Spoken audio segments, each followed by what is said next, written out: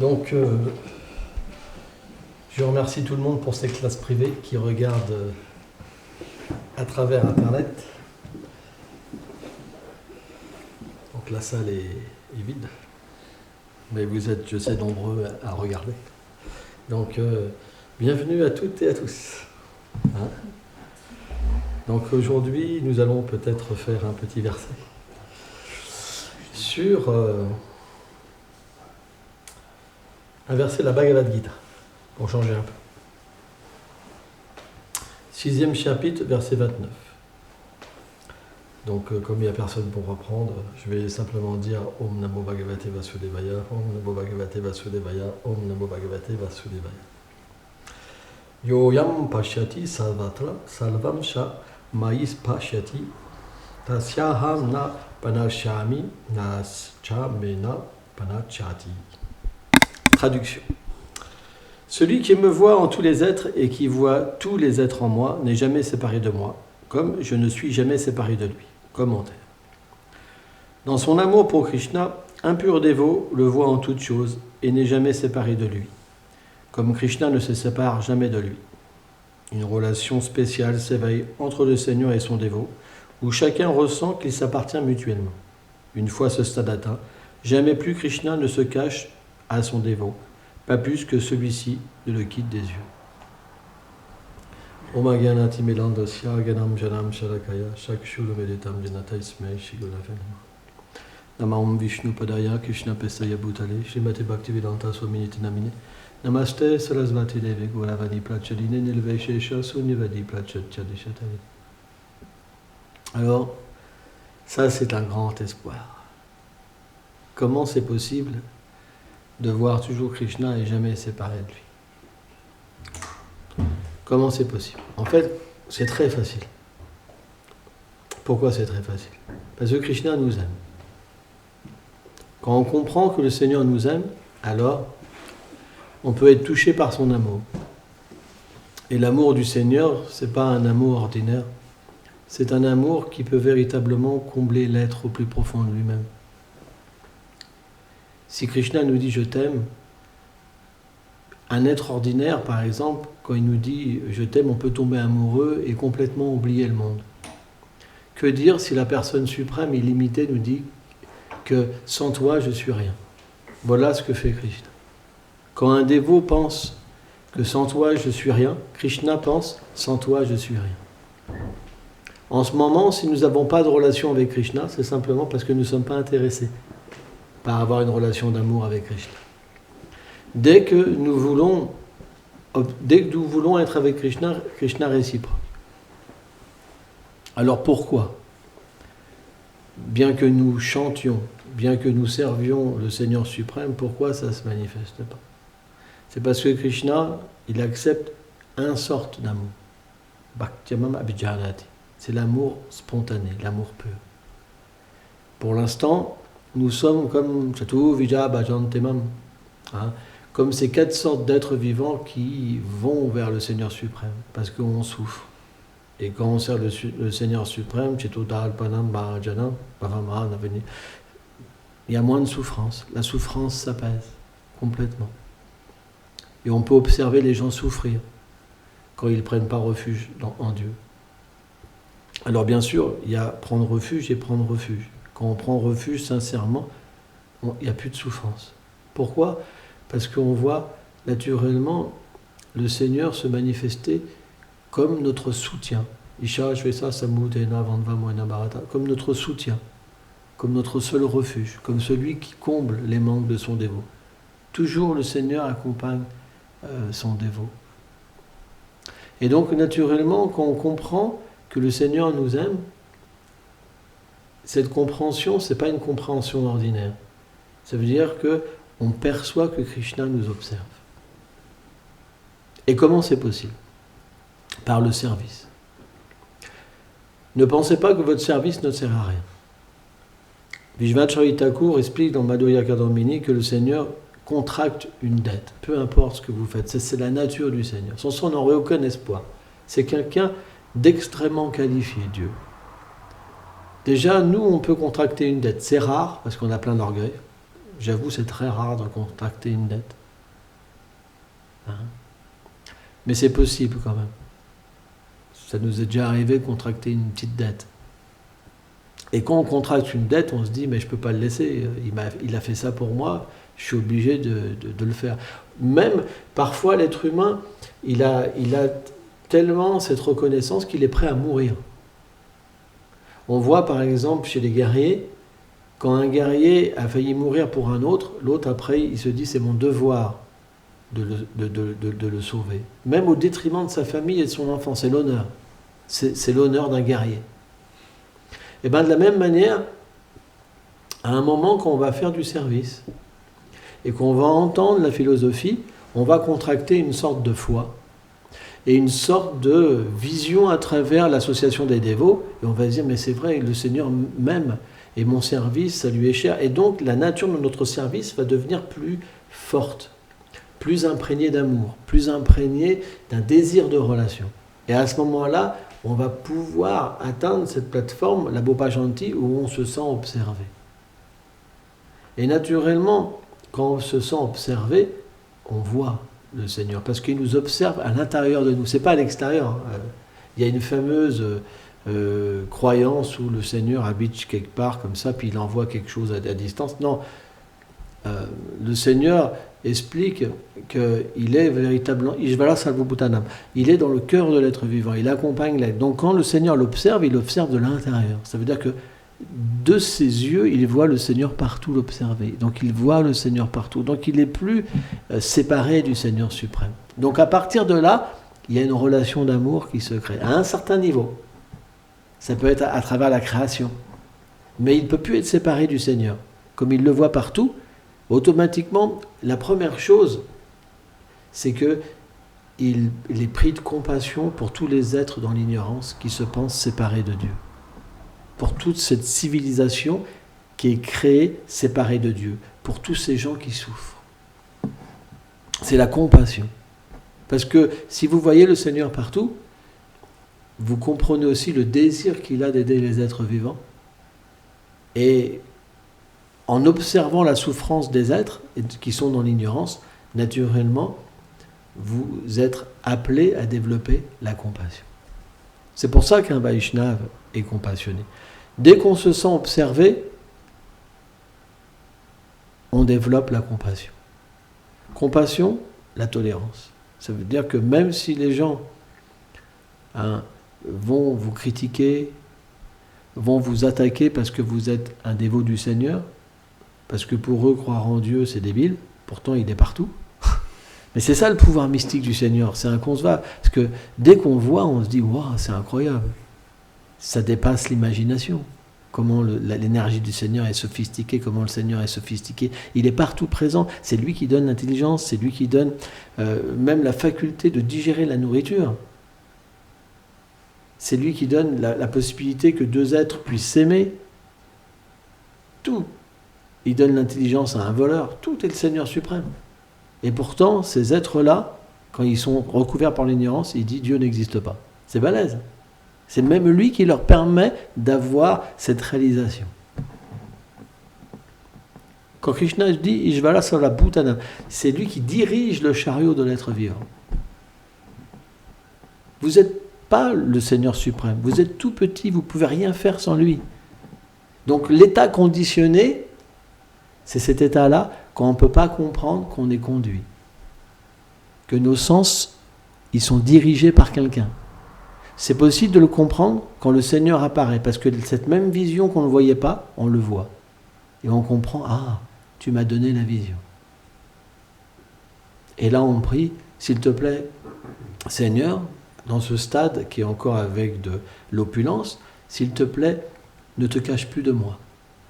Parce qu'on comprend la puissance de l'énergie illusoire du Seigneur, c'est qu'on peut être de nouveau complètement égaré en un instant, en un claquement de doigts. Et naturellement, qu'est-ce qui se passe? On va prendre refuge puissamment du service de dévotion, puissamment du Seigneur suprême. Ça sera plus notre seul refuge. On ne prendra plus refuge de personne, c'est fini. Enfants, famille, argent, c'est fini. Ça n'a aucune valeur. On comprend tout ça, c'est l'énergie illusoire du Seigneur. Fini. Même quand on dit à quelqu'un qu'on l'aime, c'est Krishna qu'on aime. C'est fini, il n'y a plus d'illusion. On voit le Seigneur à travers toutes choses. Parce que ce Krishna n'est plus jamais séparé de nous. Quand on étreint quelqu'un, en fait, on sent le Seigneur suprême. Quand on dit à quelqu'un qu'on l'aime, on voit le Seigneur apparaître. Et donc, comme le Seigneur, il est la source de toutes choses, et qu'il est sans limite, personne ne peut rivaliser avec lui. Par exemple, je vais vous donner un exemple. Je pense que tout le monde peut comprendre ça. Pour les garçons, vous avez par exemple 10 filles, et il y en a une, c'est comme une déesse. Vous allez être attiré par laquelle? Par la moche, ou par celle qui est comme une déesse, qui sent le lotus, qui a des seins merveilleux, des hanches merveilleuses, un sourire, du nectar, et en plus qui est amoureux de vous, qui pense qu'à vous. Vous n'allez pas prendre celle qui fait 300 kilos. De la même manière, pour une femme, et si elle voit un prince charmant, musclé, beau, avec des cheveux ondulants, sur un cheval blanc merveilleux, et qui est simplement en train de la regarder et qui est prêt à toucher ses pieds, elle ne va pas prendre un gars de 400 kilos comme ça, bête, qui pue. Vous comprenez? On est tous extrêmement moches. C'est parce qu'on n'a jamais vu la beauté. Et que le Seigneur nous donne un voile pour penser qu'on est beau. Mais si on peut voir le Seigneur, le voile s'en va. Et je peux vous dire qu'on ne peut plus être attiré par les choses de ce monde. C'est pour ça qu'on devient protégé. C'est comme ça que Krishna commence à faire. Il se dévoile à un certain niveau à son dévot, et son dévot se donne à lui, et il se donne à lui. Ça, c'est le principe du Gyan. Un Gyani Bhakta, c'est que, comment dire, le Seigneur pense, il est égal à moi-même. Ça, c'est un Gyani Bhakta. Il me voit partout, comme je le vois partout. Krishna lui-même le voit partout, un Gyani Bhakta. Mais le Seigneur est illimité. Il peut voir chacun personnellement des milliards, parce que c'est Dieu. Nous, on peut... Le Seigneur est illimité. Donc si on voit le Seigneur, on voit toute la création, naturellement. Mais Krishna explique dans la Bhagavad Gita qu'il y a plus élevé encore que ça. Ça ne sert pas grand-chose. Et indirectement, c'est les habitants de Vrindavan. Ceux qui l'aiment spontanément. Ceux qui l'aiment même pas parce qu'il est le Seigneur suprême, mais juste ils l'aiment simplement, comme leur enfant, comme leur bien-aimé. Ils sont prêts à mourir. Bhakti-Raja Shakra Maharaj, il disait, mais Yashoda, pour essuyer juste une goutte de sueur de Krishna, elle est prête à mourir des millions de fois. Donc leur amour est tellement intense que Krishna, il ne peut que se donner lui-même. Dans ce style d'amour, Krishna s'appartient même plus. C'est même plus question, je te vois partout comme tu me vois partout. Krishna devient capturé. Et c'est ça qui nous intéresse. Nous, on veut un tel amour. On ne veut pas être un yogi. On ne veut pas être un gyani. On veut simplement une situation où on peut aimer. L'amour pur. L'amour pur, ça veut dire plus de divinité. L'amour pur, ça veut dire que même plus que ça, on peut prier le Seigneur ou un demi-dieu pour être en compagnie de Krishna. On voit par exemple les gopis. Les gopis, elles sont soit des associés éternels du Seigneur suprême, soit elles sont par exemple les Védas personnifiés. Différentes catégories en fait de grands sages qui désirent avoir Krishna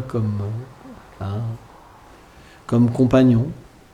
Et Krishna comble toujours les désirs. C'est très difficile, mais Krishna comble les désirs. Et donc, ces gopis, elles désirent avoir Krishna comme époux. Toutes. Donc c'est expliqué que parfois elles font des vœux. Mais leur vœu, il est juste pour l'amour. Parce qu'elles sont amoureuses de Krishna. Mais leur amour est pur. Elles sont simplement ensorcelées. partout où elle voit Krishna. Alors c'est la même chose, vous me direz. Mais leur amour est particulier, parce qu'elles aiment Krishna d'un amour qui capture le Seigneur suprême. Parce que lui, quand il doit réciproquer avec cet amour-là, il devient captivé comme elle. Donc il oublie sa divinité. C'est ça le secret de cet amour. C'est que quand les gopis aiment Krishna, leur amour est tellement pur, leur amour est tellement profond, que Krishna est obligé d'oublier sa personnalité pour réciproquer avec eux. Et ils se donnent simplement comme l'objet de leur satisfaction. Et ça, c'est pas de la concupiscence. C'est ce qu'on appelle l'amour pur. Parce que le désir des gopis, c'est pas un désir sexuel comme on connaît dans ce monde.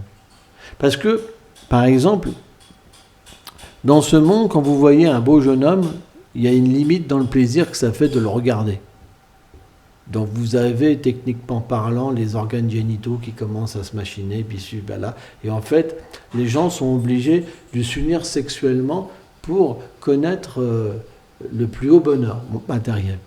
Mais dans le monde transcendantal, c'est pas du tout comme ça. Le bonheur, il est disponible d'une manière illimitée avec n'importe quel sens. Juste en sentant le parfum de Krishna, on peut atteindre le plus haute plateforme. Pourquoi ? Parce que Krishna a différents lotus sur son corps, c'est expliqué. Et chaque lotus a un parfum particulier, des qualités particulières. Et quand un dévot, il sent en fait le corps de Krishna, automatiquement, il voyage dans les qualités insondables de l'amour de Krishna. De la même manière, Krishna a aussi un parfum, à base de plusieurs substances, comme l'agourou, le musc, le santal. Et tous ces parfums-là, en fait, représentent différents attachements que Krishna a pour Radharani, ou qu'elles sont des manifestations même de Radharani, etc. Donc on est dans un monde qui est inconcevable. Ça veut dire qu'on peut rentrer avec une substance qui est sans limite. Rien que l'odeur, ça peut, pour une éternité, vous emporter à jamais. Donc il n'y a pas que l'odeur chez Krishna. Il y a son sourire, il y a son regard, il y a ses sourcils, il y a sa façon de sourire, de blaguer, de marcher, le tintement de ses clochettes, le son de sa flûte, de tout ceci, là. Et en plus, tous ses associés, ils sont comme lui, aussi beaux que lui. Ils sentent aussi bon. Ils ont autant de qualités. Et leur échange, ça procure une extase sans fin. Mais c'est un monde inconcevable. Donc automatiquement, quand Krishna devient attiré par vous, vous voyez Krishna n'est pas tout seul. La seule chose que Krishna veut, c'est vous amener dans son bonheur. Son bonheur, ça veut dire ses amis I ou ses amis IE. Ses animaux, sa forêt, ses parents. Krishna, quand il vous aime, c'est comme, vous savez, quand vous êtes enfant. Je vais vous prendre un exemple. Quand vous êtes enfant et vous aimez quelqu'un, vous dites, tiens, viens, je vais te présenter mes parents, je vais te présenter mes copains. Viens, on va jouer, reviens, ça c'est ma chambre. Vous n'avez jamais fait ça quand vous étiez copain avec quelqu'un? Rappelez-vous, essayez, c'est loin, je sais. Mais quand on était copains, moi je me rappelle, je jetais mes jouets par la fenêtre pour donner à mes copains, par exemple. Et mon père il dit, qu'est-ce que tu fais là? Il a été récupéré. Pourquoi? Parce que naturellement, quand on aime des êtres, on a envie de tout partager. C'est ça, quand on est enfant. On n'a aucune conscience que ce que c'est l'argent. On veut juste partager parce qu'on aime. Eh bien, Krishna, c'est comme un enfant. L'enfant, il veut tout partager gratuitement. Même si on n'est pas qualifié, il va tout nous donner. On ne sait même pas pourquoi. C'est un truc de dingue. C'est un monde de dingue. Merveilleux. Ça veut dire que dès que Krishna va nous observer, et dès qu'on va penser « il m'appartient », Krishna va dire « faut tout que je lui donne. Faut tout que je lui donne. » Donc automatiquement, ça va très vite l'avancement spirituel à partir de là. Ça va très vite. Parce que dès que Krishna vous aime, tout le monde veut vous rencontrer à Vrindavan. Tout le monde va venir vous voir quand vous chantez. C'est lui le nouveau. Et tout le monde va vous faire un câlin, va vous dire je t'aime, va vous donner des conseils. Tout est là, il n'y a rien à faire. C'est un monde de l'amitié, c'est un monde d'amour, c'est un monde d'aide. C'est complètement différent d'ici. Ici, le patron, il vous paye, si vous ne faites pas le boulot, vous êtes viré, votre femme elle va aller voir ailleurs, votre mari va vous tromper, les enfants, j'en ai marre du parent. Le disciple, il va vous rejeter, le gourou, il va vous tricher. Mais en fait, ce monde-là, quand Krishna commence à nous apprécier, tout le monde veut venir vous voir.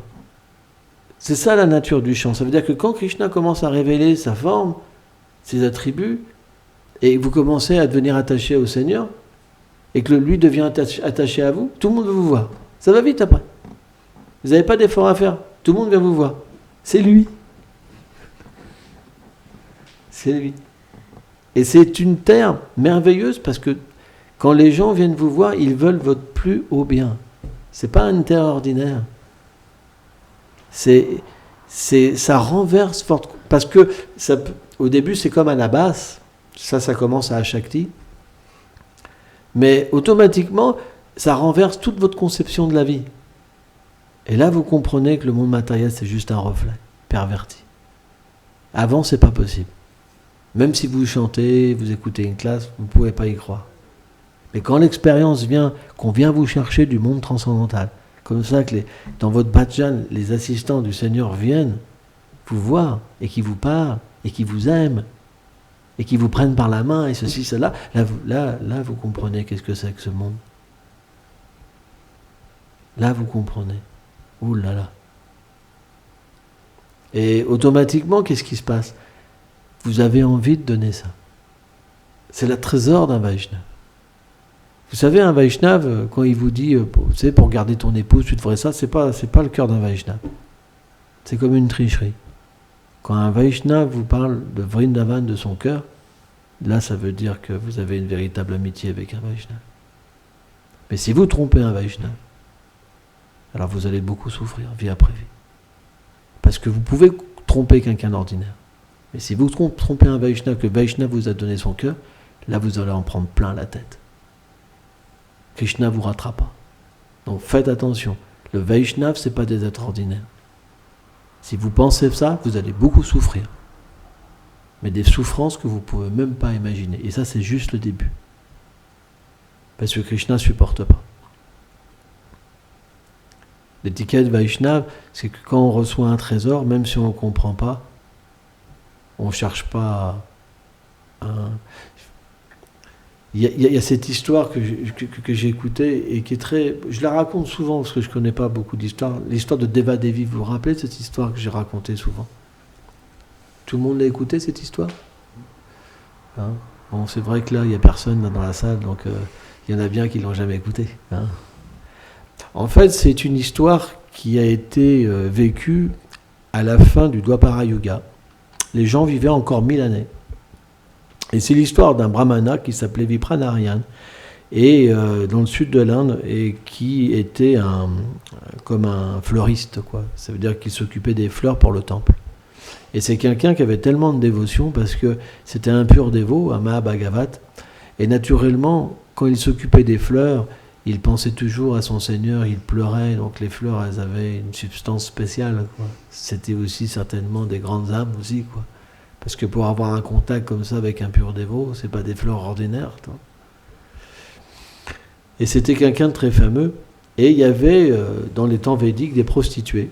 Et il y avait une prostituée qui était aussi belle qu'une Devi, qu'une femme des planètes édéniques. Elle était tellement belle qu'il s'est expliqué que les rois, ils donnaient des fortunes pour s'associer avec elle, tellement qu'elle était belle. Tout le monde était amoureuse d'elle. Hein. Même... On a vu des histoires comme ça. Il y a toujours des histoires de belles femmes, c'est vrai. Hein. Même Samson dans la Bible, il s'est fait avoir. Hein. Et donc, Deva Devi, elle était extrêmement fière, parce que comme elle attirait tous les hommes, et que tous les hommes étaient à ses pieds. Ça veut dire que les hommes, quand la beauté d'une femme est tellement belle, c'est rare de voir une femme belle. Moi, j'ai pu voir des femmes belles parce que j'ai travaillé dans des bars très aisés à un moment de ma vie. J'ai vu des femmes, des mannequins, tout ça, beaucoup de femmes belles. Quand les femmes sont belles, tous les hommes, qu'est-ce qu'ils font? Même si leur femme est à côté, ils ne peuvent pas. C'est un gars comme ça. Et la femme, bon alors tu viens. Allez. C'est comme le chien. Avec la laisse. Tu sais, un chien, ben, si tu as le maître, si tu as une chienne, le chien, ils sont obligés de tirer. Allez. Oh, toi. Jusqu'à temps que le chien ne voit plus, puis après il oublie. Toi. Mais c'est impossible pour un chien de. Donc les hommes sont parfois comme ça. S'il y a une belle femme, tout le monde se retourne. C'est comme ça. Et naturellement, il y a cette fierté chez la femme. Parce que c'est un pouvoir. Elle peut manipuler tous les hommes. Juste, elle sourit, paf. Comme ça. C'est fort quand même. Hein. Juste un sourire, paf. Ils tombent tous amoureux. Comme ça, ils s'illuminent tous. Imagine, elle a tout pouvoir.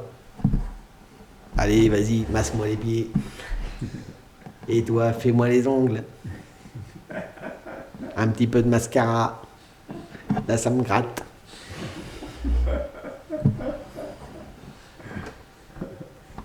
On devient comme des pantins, en fait, quand l'énergie matérielle se manifeste. C'est pour ça, une femme pas trop belle, c'est bien.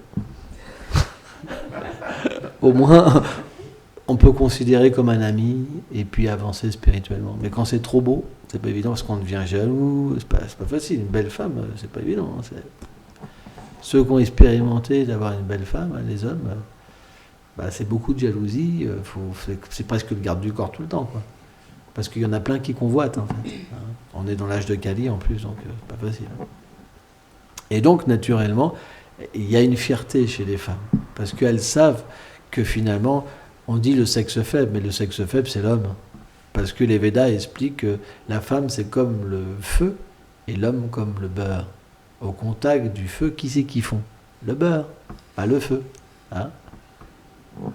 Et donc, Devadevi était très fière. Et un jour, elle passe dans ce jardin avec une amie prostituée. Je ne pense pas que c'était sa sœur, je ne me rappelle plus. Et donc, elle voit ce beau jardin, donc elle est attirée. Quand il y a un beau jardin, on est attiré. Et il y avait ce fleuriste-là, et Devadevi, elle avait l'habitude de toujours que tous les hommes la regardaient. Et là, l'autre, il n'en a rien à faire, absorbé dans les gloires de Krishna.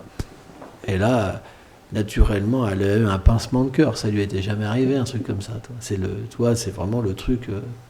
Elle dit mais comment c'est possible, quoi? Qu'est-ce que c'est vraiment le truc, le défi. Toi. Et donc sa compagne, qui était plus pieuse qu'elle, elle dit c'est un Vaishnav, il est absorbé dans son service. Faut faire attention. Voilà, les écritures, tout ça.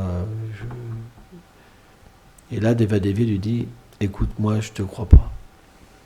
Moi, ces trucs d'écriture, quelqu'un absorbé dans le Saint-Nom, dans les gloires du Seigneur, moi, je te crois pas. Je te fais un défi. Dans 9 jours, au lieu de chanter des gloires du Seigneur, il chantera mes gloires. Il chantera mes noms.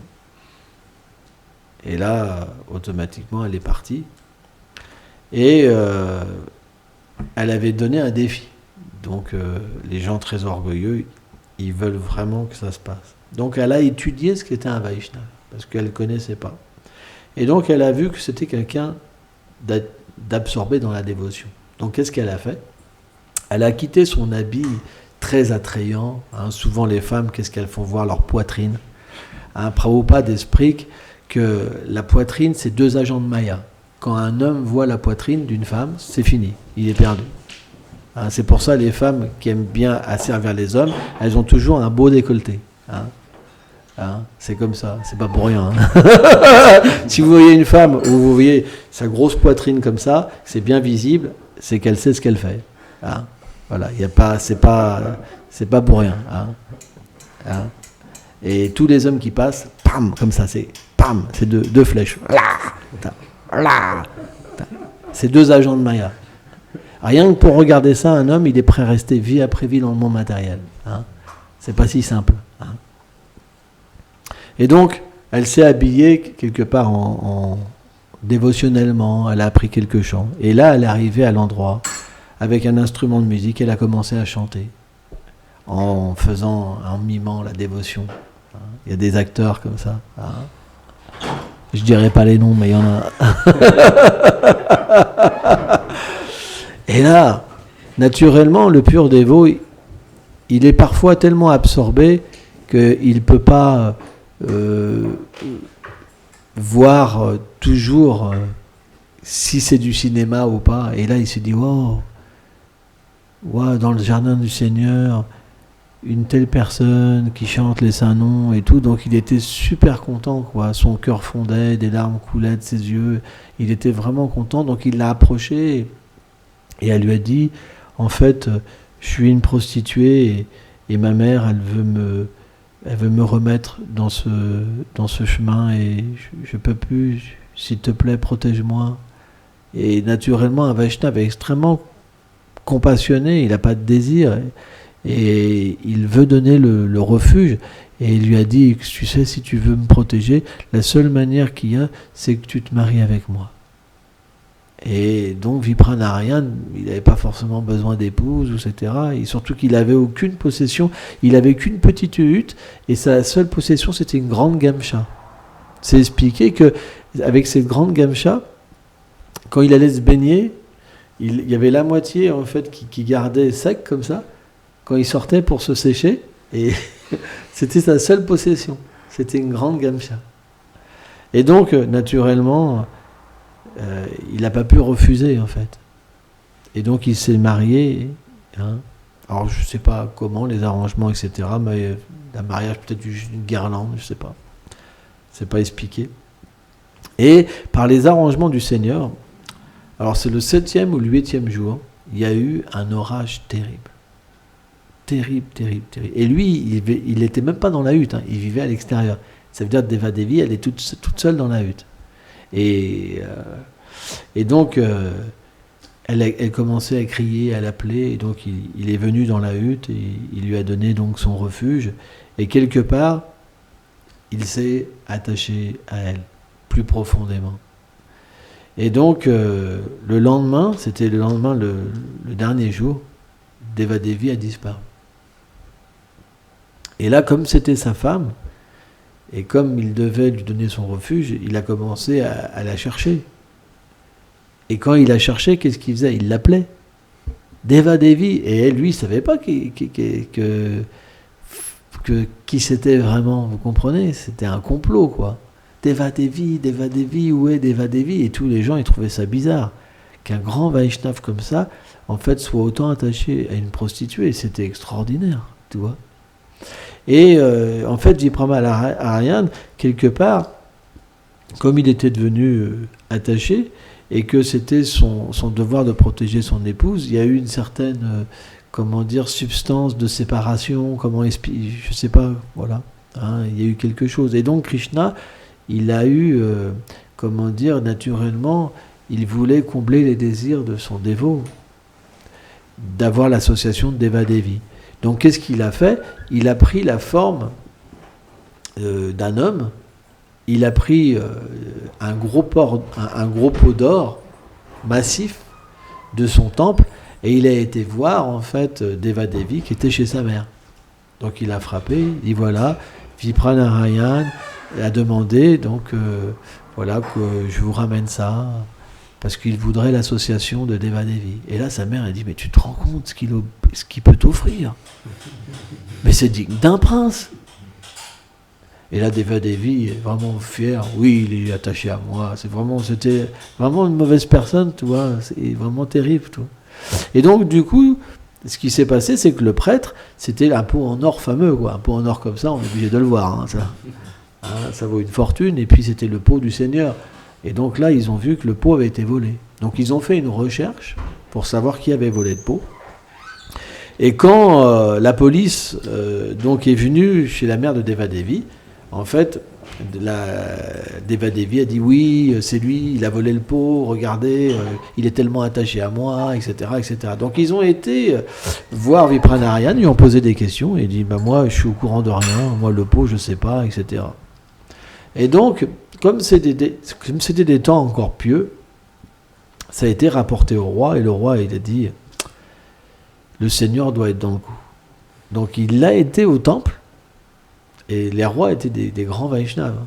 Il a offert ses hommages au Seigneur, il a approché la déité, il dit au Seigneur, je sais que Vipranarayan, c'est ton pur dévot. Donc, tu dois être dans le coup, c'est pas possible. Et là, le Seigneur lui dit, oui, c'est moi qui ai donné en fait ce pot en or pour que mon dévot puisse avoir l'association de Deva Devi. Et en fait, quand Vipranarayan, le dévot en question, a entendu ça, il a tellement été touché que le Seigneur pouvait tout faire pour lui, en fait, qu'il a oublié naturellement Deva Devi, il est retourné à ses occupations.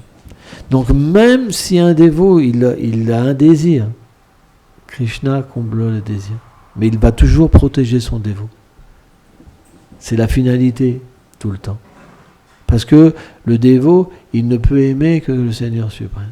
Donc dès qu'une personne essaye de tricher le dévot, il n'est pas frustré. Il n'est pas envieux, il ne veut pas détruire la personne. Simplement, la personne, ça ne représente plus Krishna, et puis voilà. Vous comprenez? Ça représente juste l'énergie matérielle. Voilà. Donc, plus un dévot va progresser dans sa vie, et plus il va se retrouver avec des choses autour de lui qui vont lui servir à offrir un service de dévotion au Seigneur. Mais en rien, il aura un attachement séparé du Seigneur suprême. C'est ça qui sépare, ou qui est une différence entre le pur dévot et le dévot mixte. Le dévot mixte, il est attaché à autre chose que le Seigneur, parce qu'il ne voit pas le Seigneur. Ce qu'il voit en premier, c'est ses intérêts. Donc si ses intérêts ils sont beaucoup avec le Seigneur, il voit le Seigneur beaucoup dans ses intérêts. Mais si ses intérêts ne sont pas beaucoup avec le Seigneur, il ne va pas chanter, par exemple, tout le temps, etc., etc., etc. Donc, automatiquement, le Seigneur reste distant. Il reste juste ce que le dévot veut, pas plus. Yatamam papadante. Mais si le même dévot désire plus, alors le Seigneur apparaît plus dans sa vie. Et si un jour il désire complètement le Seigneur, alors il pourra voir le Seigneur partout. Parce qu'il est toute chose. À travers l'énergie matérielle, le Seigneur est le corps. À travers l'énergie marginale, il est l'âme. Tout est le Seigneur suprême. Donc c'est juste l'illusion de penser qu'on est séparé de lui. C'est juste l'illusion de vouloir une vie sans lui. C'est comme un rêve, c'est pas une réalité.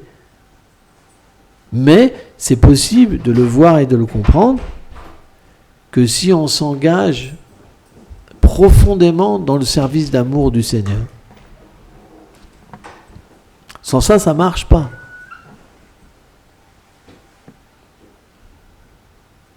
Mais si on est sincère, on en viendra tous au même point. Parce qu'au fur et à mesure qu'on va s'abandonner, au fur et à mesure, le Seigneur s'abandonne aussi à nous. C'est la nature du Seigneur. Le Seigneur n'a pas deux natures. Nous, on peut expérimenter différentes natures parce qu'on est séparés de notre identité éternelle. Mais même notre identité éternelle, quand elle apparaît, elle ne peut pas avoir deux natures. Le Seigneur ne peut pas changer sa nature. Jamais. Si on s'abandonne à lui, il est un même papa Dante, alors au même niveau, il réciproque avec nous. C'est pourquoi c'est vraiment une histoire d'amour. L'amour existe. Et c'est une expérience. Et une expérience merveilleuse.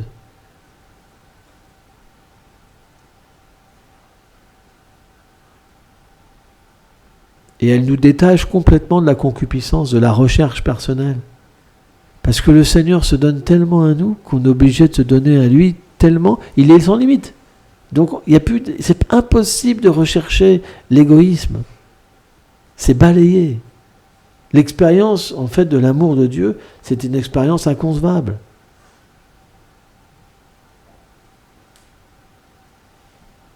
C'est pour ça, nous sommes faits pour ce monde. Et on peut l'atteindre dans cet âge en chantant. Parce que le Seigneur se donne facilement à travers le chant de son nom. Très facilement. Alors vous pouvez me dire, oui, moi je chante, il n'y a pas d'effet. Oui, mais pour qu'il y ait un effet, il faut chanter avec une certaine mentalité. Sans ça, ça ne marche pas. Vous ne pouvez pas tromper le Seigneur. Vous, on peut vous tromper. Mais lui, c'est pas possible. Parce qu'il est dans le cœur même de l'âme. Il connaît tous vos secrets. C'est pour ça que c'est pas si simple. Il faut beaucoup de sincérité. Par exemple, en ce moment, il y a le coronavirus. Des gens, ils se planquent chez eux pour ne pas l'attraper. Mais un dévot du Seigneur, il peut aller partout, sans être touché par quoi que ce soit. Parce qu'il est protégé. Pourquoi les gens se protègent? C'est parce qu'ils n'ont pas de foi. C'est vrai. Parce que le Seigneur est aussi dans le virus. Il est partout sous l'âme suprême. Il est aussi la maladie, comme il est aussi la médecine, comme il est aussi la protection, comme il est le châtiment. Les gens qui ont un manque de foi, ils essayent de se protéger par eux-mêmes. Mais les Écritures expliquent, celui qui doit mourir, vous ne pouvez rien faire. Vous pouvez essayer de protéger, mais qu'est-ce que vous pouvez protéger quoi? C'est juste une illusion.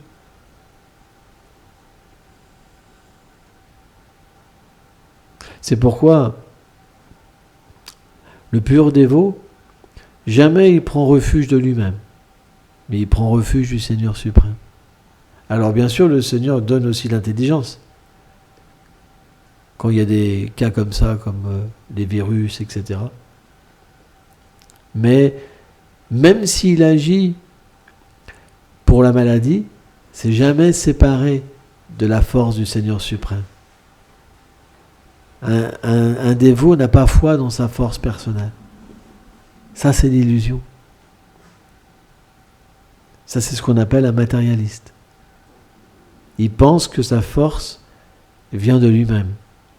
Alors qu'un dévot sait que sa force vient du Seigneur suprême. Et il utilise cette force pour le plaisir du Seigneur suprême.